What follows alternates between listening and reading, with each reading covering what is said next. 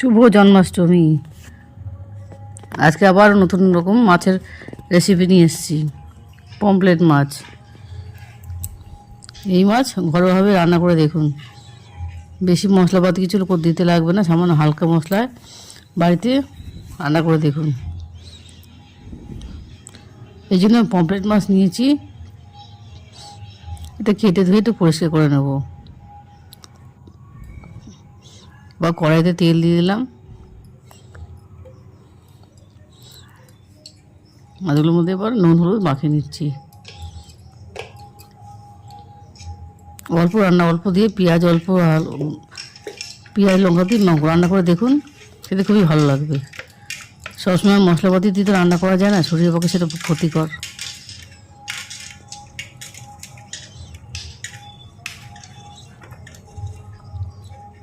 এদিকে তেল গরম করতে হতে আমার মশলা মাখানো, নুন হলুদ মাখানোটা হয়ে গেল।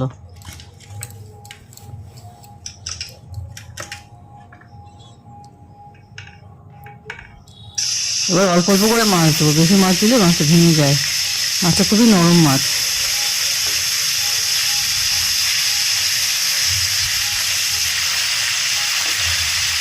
এটা সমুদ্রের মাছ খেতে খুবই ভালো লাগে। কাঁটা থাকে না, বাচ্চারাও খেতে পারে। একটু কড়া করে ভাজতে হবে।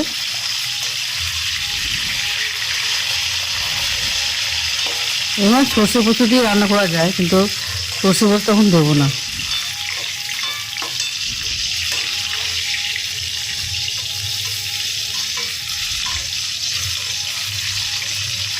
মাছগুলো অল্প অল্প তেল দিয়ে ভালো করে ভেজে নিচ্ছি। একবারে সব মাছ রান্না করবেন না, তাহলে ভেঙে সব যাবে।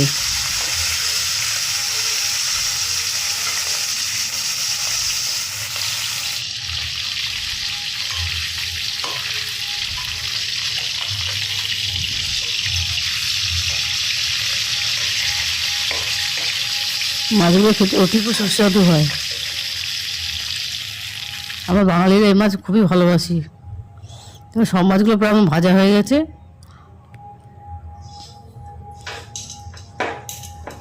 এবার আমি পেঁয়াজ কুচিয়েছিলাম, প্রায় ছোটো পেঁয়াজ, মানে দুটো পেঁয়াজ কুচিয়েছিলাম, এর মধ্যে দিয়ে দিলাম। পেঁয়াজ বাটার দরকার নেই।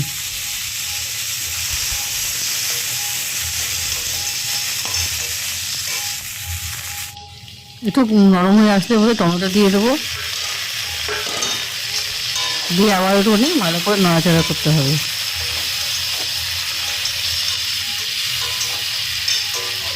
এই মাছ রান্না করতে বেশি সময় লাগে না। এবার পরিমাণ মতো হলুদ দিয়ে দিচ্ছি,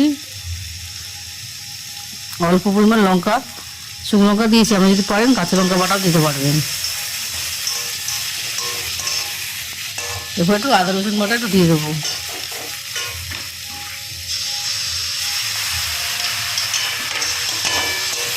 দিয়ে ভালো মতো করে একটু নাড়াচাড়া করবে, কষাতে হবে, যাতে হলুদের গন্ধটা না আসে। এবার পরিমাণ মতো নুন দিয়ে এবার জলটা দিয়ে দেবো।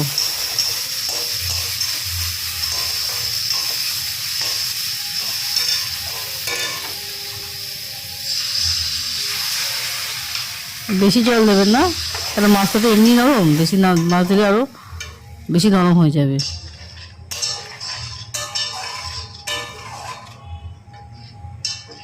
আপনাদের যদি এই রান্না পছন্দ হয়ে থাকে, লাইক এবং সাবস্ক্রাইব করবেন।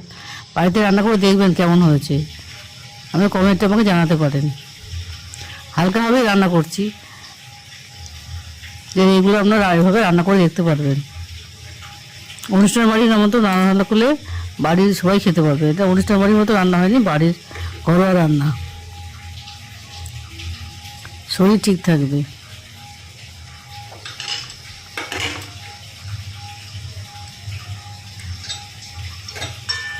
ভালো মতো করে ঝোলে ঝোলে টকবক করে ফোটে এবং প্রায় শুকিয়ে আসে, এখন দেখবেন।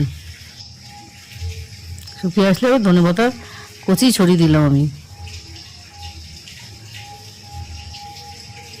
এই মাছ দিয়েই ভাত, গরম গরম ভাত ওরা উঠে যাবে।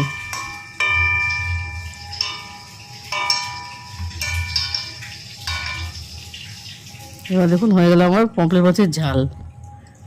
এবার গরম ভাতেই রান্না খেয়ে দেখবেন কত সুস্বাদু হয়।